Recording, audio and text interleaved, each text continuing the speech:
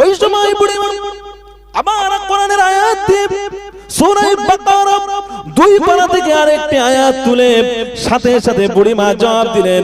সাথে সাথে বুড়িমা ওই আল্লাহর আলেমের কাছে জবাবটাকে পেশ করে দিলেন, সুম্মা তিম্মুস সিয়ামা ইলাল লাইল।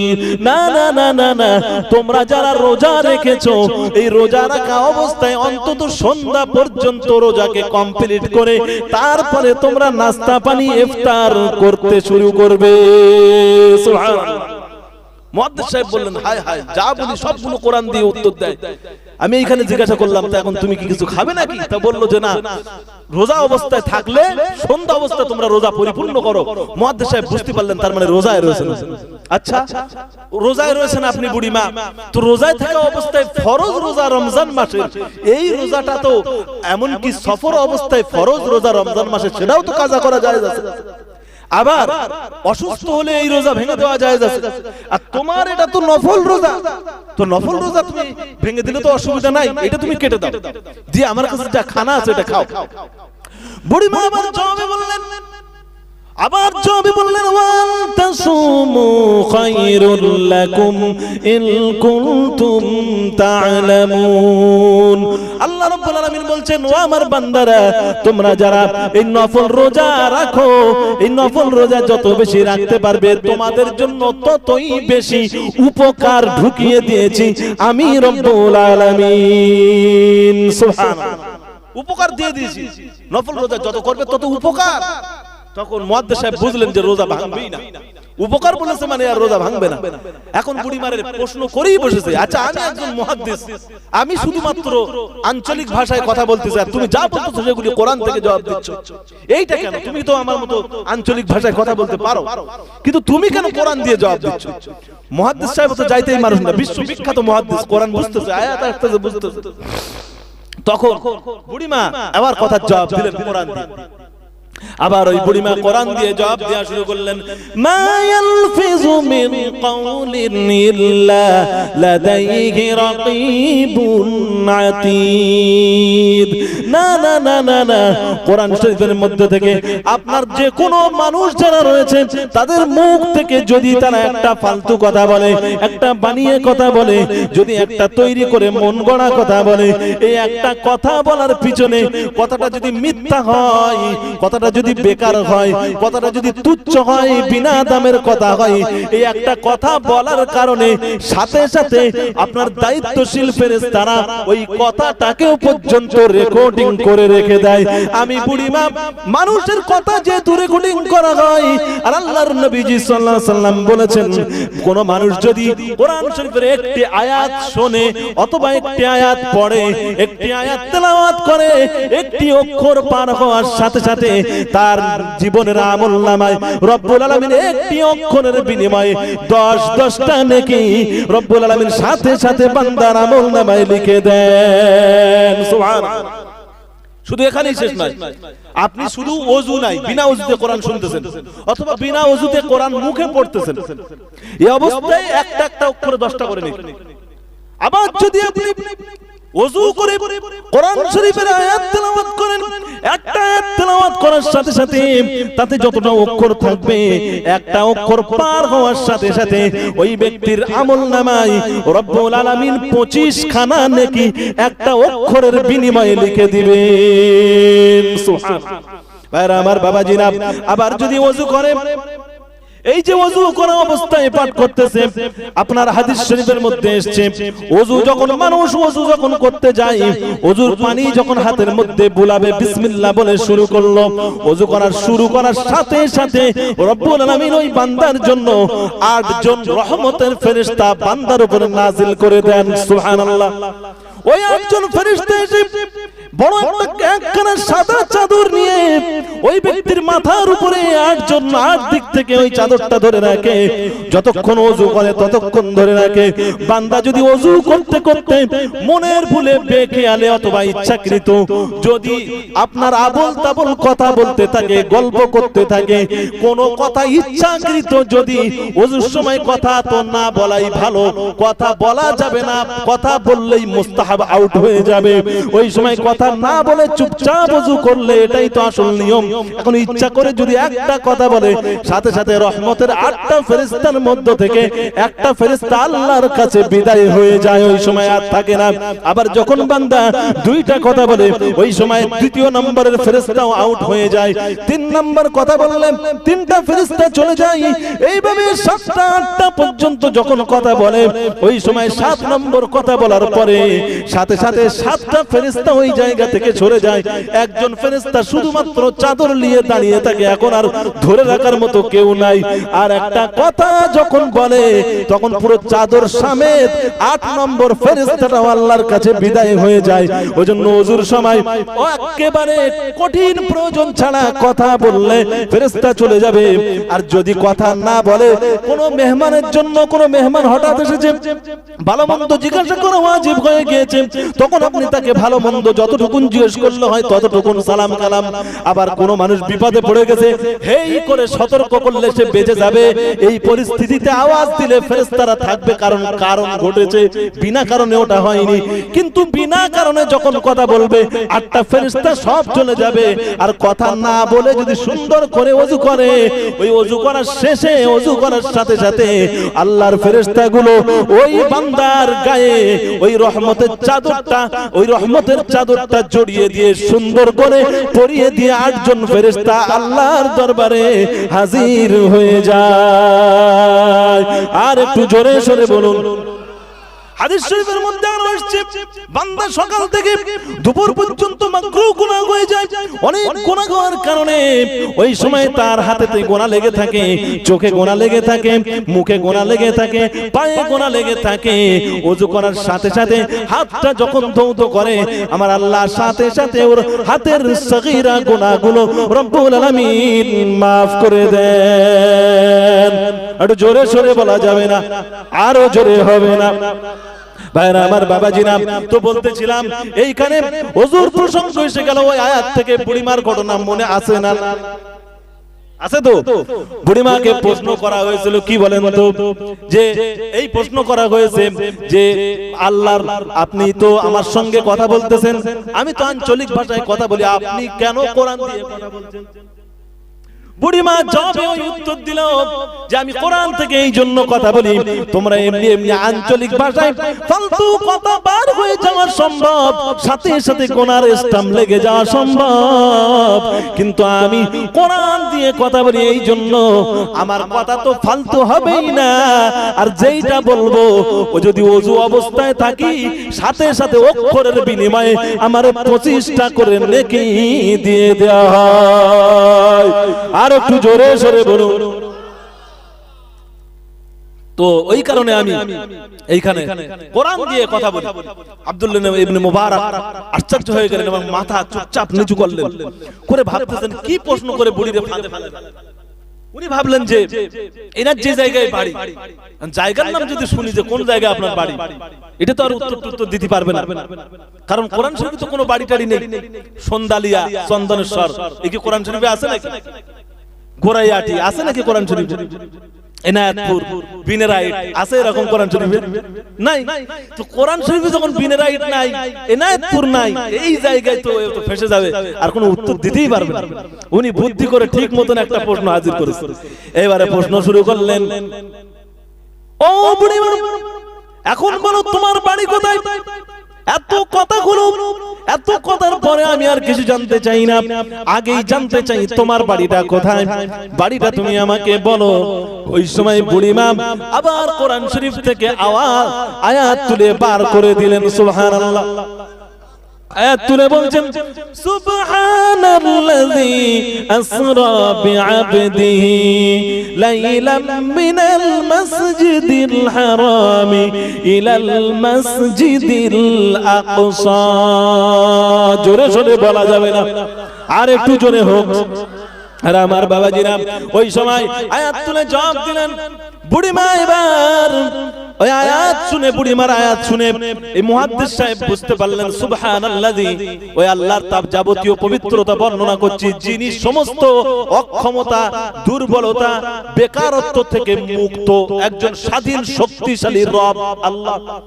আসরা বিআবদিহি, তার বান্দারে রাত্রের মধ্যে ভ্রমণ করিয়েছেন ইলাল মসজিদুল আকসা, ইলাল মসজিদুল হারাম, ইলাল মসজিদুল আকসা, মিনাল মসজিদুল হারাম, মসজিদে হারাম মক্কা শরীফ থেকে নিয়ে আকসা বাইতুল মাকদাস পর্যন্ত যিনি এই আল্লাহর নবী মুহাম্মদকে ঘুরিয়েছেন, ওই বাইতুল মাকদাস, মসজিদে আকসা, জেরুজালেমের ওখানে আমি বুড়িমার বাড়ি।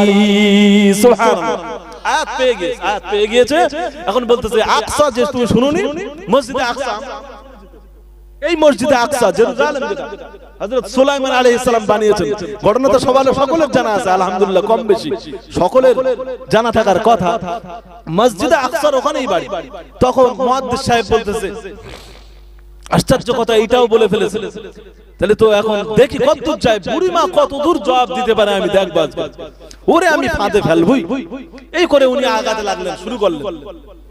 এখন শুরু করতে করতে গিয়ে উনি এবার বললেন, আচ্ছা যা হবে এবারে একটু নেক্সট টাইম হবে, প্রয়োজনের খবরটা শুনে নেই। প্রয়োজন জিজ্ঞাসা করতে গিয়ে বুড়িমাকে তিনি বলতেছেন, আচ্ছা এই মসজিদে আকসা আর এদিকে কাবা শরীফ, এত দূরত্ব, আপনি এখানে রয়েছেন, তো আপনার তো বাড়ি যাওয়ার প্রয়োজন, একাকি পড়ে আছেন, কতক্ষণ থাকবেন? আমি আপনাকে যদি দয়া করে একটু হেল্প করি, আমার উটটায় যদি বসিয়ে নিয়ে যায়, আপনি কি যাবেন? এখন বুড়িমা আরবিতে বলে নাম, নাম মানে হ্যাঁ, যদি নাম বলে তাহলে ফেসে যাবে। কোরআন শরীফ থেকে মুহাদ্দিসের টার্গেট কতক্ষণ বলে, এইবারে কি বলে আমি একটু দেখব। বুড়িমা ওই সময় খুঁজে খুঁজে উত্তর বার করে ফেললেন। আল্লাহর নবী মুহাম্মদ সাল্লাল্লাহু আলাইহি ওয়াসাল্লাম তার প্রতি যে আয়াত নাযিল হয়েছে ওর থেকে আয়াত একটা বার করলেন, আবার পড়লেন, ওয়া ইন তাফআলু মিন খায়রি ইয়ালামহুল্লাহ, জোরে জোরে বলেন সুবহানাল্লাহ। ওই সময় বুড়িমা আয়াত বের করে বললেন, ওয়া ইন তাফআলু মিন খায়রিন, যদি কোনো ভালো কাজ তোমরা কেউ করো, ইয়ালামুল্লাহ, আল্লাহ অবশ্যই সেটা জানতে পারেন, আর তার জন্য পুরস্কার নির্ধারণ করে আল্লাহ পাক তার কাছে প্রস্তুত করে রেখে দেন। সুবহানাল্লাহ। এর দ্বারা মুহাদ্দিস সাহেব বুঝতে পারলো, উত্তর আসলো, হ্যাঁ ঠিক আছে। বুড়িমা বলতে চাইলেন যে ভালো কাজ করলে আল্লাহ তা জানবেন এবং তোমার পুরস্কারও দেবেন। তখন বুড়িমা বুঝলেন যে তার মানে এই কাজ করতেই আমার বলতেছে যে তুমি ভালো কাজ করো, পুরস্কারটাও তুমি পাবে। মুহাদ্দিস সাহেব এবার রেডি হলেন, আচ্ছা বুড়িমা তাহলে আসুন, আমার এই উটের উপরে উঠে পড়ুন। উটটারে উনি দড়ি ধরে দাঁড়িয়ে আছেন, এমতো অবস্থায় মুহাদ্দিস সাহেব এখন উটের উপরে উঠবেন। মুহাদ্দিস সাহেব এখানে দড়ি ধরে দাঁড়িয়ে রয়েছেন, বুড়িমা উটের উপরে চড়ে চড়া অবস্থায় কিভাবে এত বুড়ি তরু একেবারে থুতথুড়ে বুড়ি মানুষ কিভাবে বসবে, এইটার জন্য যে কোনো মানুষ একটু খেয়াল করে দেখবে, যদি বাই চান্স উল্টে পড়ে যায়, কি হেলে দুলে যায়, কি উটটা যদি বাই চান্স লাপটাপ দেয়, উনি খুব ভালো করে দেখতেছেন। বুড়িমা দূর থেকে লক্ষ্য করেছে মুহাদ্দিস আমার দিকে তাকিয়ে আছে। এখন বুড়িমা, আগেকার বুড়ি মানুষের তাই কি পরিমাণ শরম ছিল, লজ্জা ছিল, এখন তো সে লজ্জা উঠেই গেছে। লজ্জা বলতে কিছুই নেই সমাজে, যেমন তেমন ভাবে মানুষের চলাফেরা, আল্লাহর আনুগত্য বলতে পর্দার বিধান পর্যন্ত, ফরজ বিধানকে নফল পর্যন্ত মনে করে না, পর্দার বিধান পুরো উল্টে গেছে। ওই বুড়িমা, আগেকার মানুষ কত লজ্জাশীল, বুড়িমা তখন দেখতেছে আমার দিকে তাকিয়ে আছে, বুড়িমা তখন সাথে সাথে আরেকটা আয়াত পড়লেন, আয়াত পড়ে জবাব দিলেন, قل للمؤمنين يغضوا من أبصارهم ويحفظوا فروجهم ذلك أزكى لهم। ওই সময় বুড়িমা একটা আয়াত পড়লেন, কুল, আল্লাহ বলতেছেন হে নবী তুমি আমার মুসলমান বান্দাদেরকে বলে দাও, কুল লিল মুমিনিন, মুসলমান বান্দাদেরকে বলে দাও, ইয়াগুদ্দু মিন আবসারিহিম ওয়া ইয়াহফাযু ফুরুজাহুম, তারা যেন অন্যান্য দূরবর্তী নারী মহিলাদের থেকে তাদের চোখকে নিচে নামিয়ে রেখে চলে।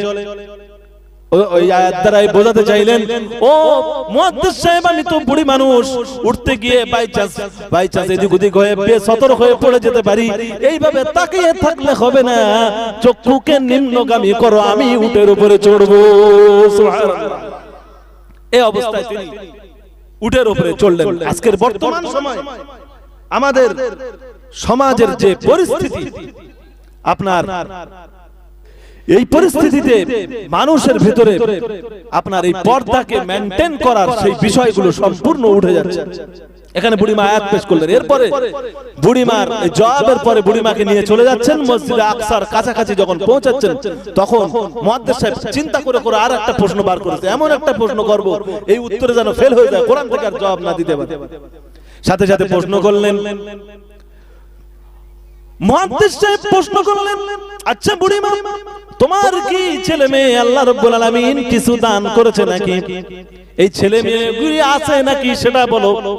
সাথে সাথে বুড়িমা আয়াত তুলে বললেন, আল মালু ওয়াল বানুনা জিনাতুল হায়াতিদ দুনিয়া। হ্যাঁ, অবশ্যই রব্বুল আলামিনের এই দুনিয়ায় মাল এবং সন্তান সন্ততি ধন সম্পদ এটা দুনিয়ার সৌন্দর্য হিসাবে রব্বুল আলামিন দুনিয়াকে দিয়ে রেখেছেন। আর এই নিয়ামত থেকে আমিও বঞ্চিত না, আমারও সন্তান সন্ততি রয়েছে। সুবহানাল্লাহ। মুহাদ্দিস সাহেব এবার বললেন, আচ্ছা সন্তান আছে এটা নাই বুঝলু, এই আয়াত দ্বারা নামটা কি সেটা কি? নাম তো বিভিন্ন রকম, মন্টু, লালটু, বল্টু, তারপরে শুভ, রহমান, তারপরে এই ধরনের কত নাম, আকাশ খাতুন, বাতাস খাতুন, অক্সিজেন বেগম, এই ধরনের নাম, এমনকি এর চাইতে খারাপ নাম প্রিন্স, এই নামের কোনো মানেই হয় না। আমার আল্লাহ পাকের মর্জি, একজন আমার একটা ছোট্ট সন্তান, তার নাম আমি রেখেছি উসামা। উসামা শব্দের নাম এই ব্যবহার সমাজে হয় না তো, এই নাম শুনে ডাইরেক্টই বলা হয় শুধু উসামা বিন লাদেন নাকি? কিন্তু উসামা যে কে ছিল এটা তো জানেই না।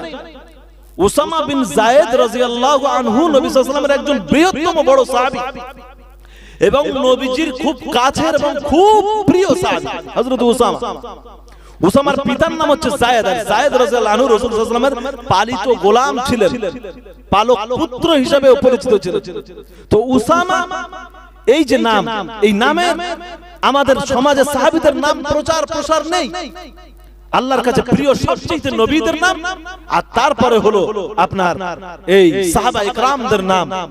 এই নামগুলো আপনি যে আশা উদ্দেশ্য নিয়ে রাখবেন, হতে পারে আল্লাহর দয়া এই নামটা তার জন্য বরকতময় হবে। তো সমাজে নামের ব্যাপারে কোরআন হাদিস দেখে আবার অনেকে ভালো নাম রাখতে গিয়ে গন্ডগোল নাম রেখে ফেলে। এমন নাম রাখে, নামের নাম মানে উল্টো পাল্টা হয়ে যায়। তুকাজ্জিবান নাম রেখে বসে, তুকাজ্জিবান মানে তোমরা দুজনেই মিথ্যাবাদী। এখন যার নাম রেখেছে ওর নাম তোমরা দুজনেই মিথ্যাবাদী। আরবিতে ডাকতেছে তুকাজ্জিবান, বাংলায় ডাকা হলি ও দুজনা মিথ্যাবাদী, এদিকে এই অর্থ দাঁড়াবে। কি অবস্থা বলে? তো কাজেই এইখানে আমাদের সমাজে এই পরিস্থিতিকে আপনার ইসলাম অনুযায়ী আপনি যতটুকু পারবেন ততটুকু আপনাকে উল্টাতে হবে। এখন বুড়িমাকে জিজ্ঞাসা করতেছে যে তোমার সন্তানের নামগুলো কি? এই কথা জিজ্ঞাসা করার সাথে সাথে বুড়িমার উত্তর দিলেন, ইয়া ইয়াহইয়া খুযিল কিতাবা বিকুওয়া وكلم الله موسى تكليما। আবার বললেন ওয়াত্তাখাযাল্লাহু ইব্রাহিমা খলীলা। এখানে রব্বুল আলামিন এর এই তিনটা আয়াত তিন জায়গাতে, ইয়া ইয়াহইয়া খুযিল কিতাবা বিকুওয়া, ইয়াহইয়া আমি তোমার যে কিতাব দান করতেছি, আল্লাহ বলতেছেন তুমি ওই কিতাবটাকে মজবুতির সাথে গ্রহণ করো। তার মানে আমার একটা সন্তানের নাম ইয়াহইয়া। ওয়াত্তাখাযাল্লাহু ইব্রাহিমা খলীলা, আল্লাহ ইব্রাহিমকে খলীল একেবারে কাছের বন্ধু বানিয়ে নিয়েছে। তার মানে আরেকটা ছেলের নাম ইব্রাহিম। আর ওয়াকাল্লামাল্লাহু মূসা তাকলিমা, মূসা সরাসরি কোন রকমের ভায়া ছাড়া আল্লাহ রাব্বুল আলামিনের সঙ্গে ডাইরেক্ট কথা বলেছেন। এই মূসা যেই মূসা, সেই মূসার নামে আমার সন্তানের নাম রেখেছি। সুবহানাল্লাহ, তিনটে নাম কমপ্লিট বললেন। এরপরে বুড়িমা বাসায় চলে গেলেন। বাসায় চলে যাওয়ার সাথে সাথে বুড়িমা ছেলেদেরকে হুকুম করে বললেন, ফাবাসু আহাদাকুম বিওয়ারিকিকুম মিন হাযিহি ইলাল মাদিনা, চলে যাও আমার সন্তানেরা, তাড়াতাড়ি করে তোমরা চলে যাও বাজারের মধ্যে চলে যাও, আর সেখান থেকে ভালো ভালো খাদ্যগুলি ক্রয় করে তোমরা নিয়ে চলে এসো। সুবহানাল্লাহ। এই ঘটনাটা আসলে ঘটেছিল আসহাবে কাহাফের ঘটনা, আপনাদের জানা আছে। ওইখান থেকে যখন আপনার আসহাবে কাহাফের ব্যক্তিরা যখন ঘুম থেকে 7 জন জাগ্রত হলো, জাগ্রত হওয়ার পরে তারা 309 বছর ঘুমিয়েছে। এদের কোনো জানাও ছিল না যে 309 বছর হয়ে গেছে। ঘুম থেকে উঠে এখন নাস্তা করবে, খিদে লেগেছে। ওই খিদে লাগার সময় নাস্তা করার জন্য একজন সাথী টাকা মুদ্রা যেটা ছিল ওইটা ওই সাথীর কাছে দিয়ে বলল, ফাবাসু আহাদাকুম বিওয়ারিকিকুম হাযিহি ইলাল মাদিনা, এই বাজারে চলে যাও আর সুন্দর সুন্দর খাদ্য কিনে নিয়ে এসো। ওই খাদ্যগুলি খেয়ে আমরা পেটের জ্বালা নিবারণ করব। সুবহানাল্লাহ। বুড়িমার সাথে সাথে ট্রেনে ছেলেদেরকে অর্ডার করলেন, ফাবাসু আহাদাকুম বিওয়ারিকিকুম, এই টাকাগুলি নিয়ে যাও হাযিহি ইলাল মাদিনা, বাজারে চলে যাও আর সুন্দর খাদ্য নিয়ে চলে এসো। মেহমান চলে এসেছে, খাদ্য নিয়ে চলে এসো। বুড়িমার কথার দিকে মুহাদ্দিস লক্ষ্য রাখলেন। এরপরে বুড়িমা খাদ্যগুলি কিনে এনে সাথে সাথে খাদ্যগুলি আনার পরে এইবারে মুহাদ্দিস সাহেবকে নাস্তা দিতে যাচ্ছেন। নাস্তা দেওয়ার টাইমে ওই মুহাদ্দিস সাহেব তিনি তখন বলতেছেন কুলু। মুহাদ্দিস সাহেবকে নাস্তা দেওয়ার সময় বুড়িমা এবার আবার আয়াত পড়ে দিচ্ছেন, কুলু ওয়াশরাবু হানিআম বিমা আসলাফতুম ফিল আইয়ামিল খালিয়া। একটু জোরে সরে বলা যাবে না সুবহানাল্লাহ? আর একটু নড়ে সরে বলুন সুবহানাল্লাহ। কুলু ওয়াশরাবু, খাও এবং পান করো। কুলু ওয়াশরাবু হানিয়াম, স্পেশাল নাস্তা হিসেবে তোমারে দিচ্ছি, খাও এবং পান করো। বিমা আসলাফতুম ফিল আইয়ামিল খালিয়া, বিগত দিনে যে ভালো কাজগুলি করে সাহায্য করেছো, ভালো কাজ করেছো, এই কাজের বিনিময় হিসেবে তোমাকে স্পেশাল নাস্তা দিচ্ছি, তুমি নাস্তা গ্রহণ করো। সুবহানাল্লাহ। এই কথা আল্লাহ জান্নাতীদেরকে বলতেছিলেন।